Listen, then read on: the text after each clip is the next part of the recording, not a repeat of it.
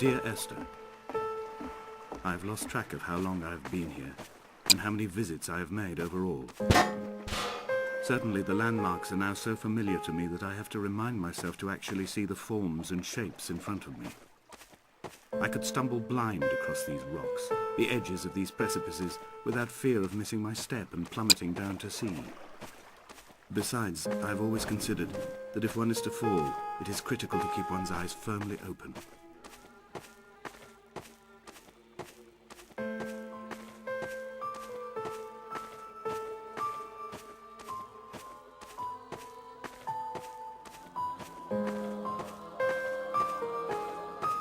Donnelly reported the legend of the hermit, a holy man who sought solitude in its most pure form.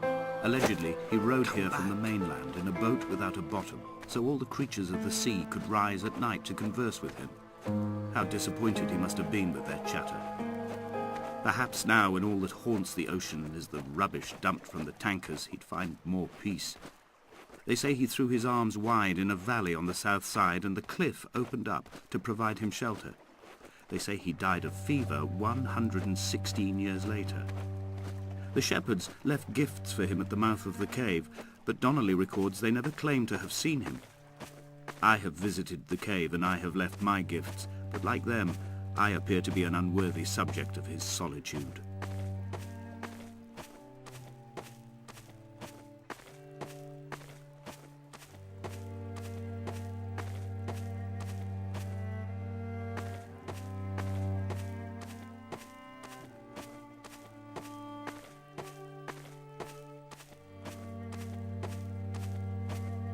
The mount is clearly the focal point of this landscape. It almost appears so well placed as to be artificial. I find myself easily slipping into the delusional state of ascribing purpose, deliberate motive to everything here. Was this island formed during the moment of impact? When we were torn loose from our moorings and the seatbelts cut motorway lanes into our chests and shoulders, did it first break surface then?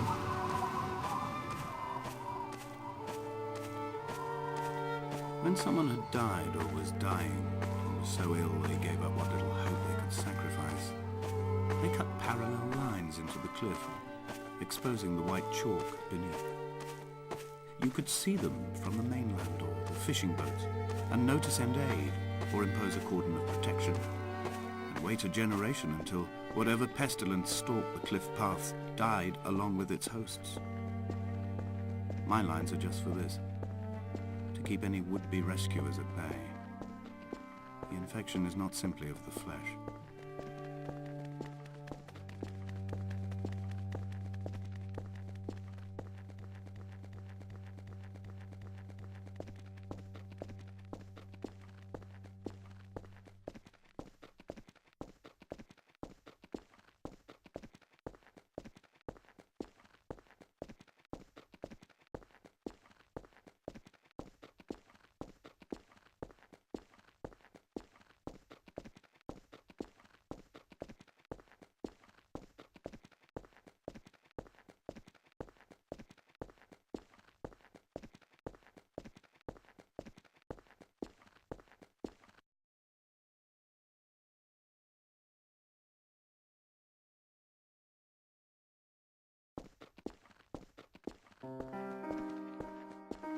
Dear Esther, I have now driven the stretch of the M5 between Exeter and Bristol over 21 times.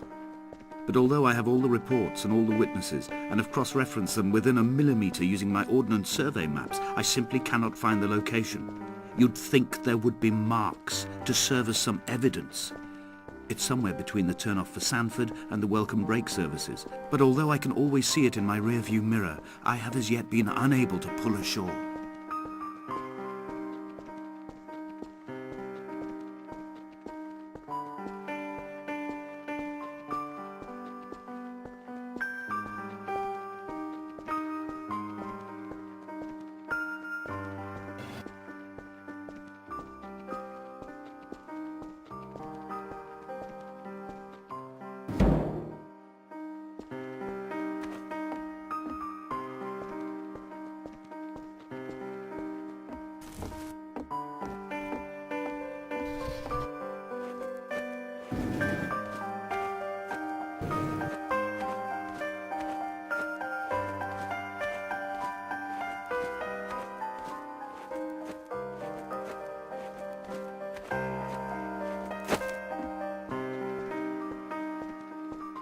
kidney stones and you visited me in the hospital.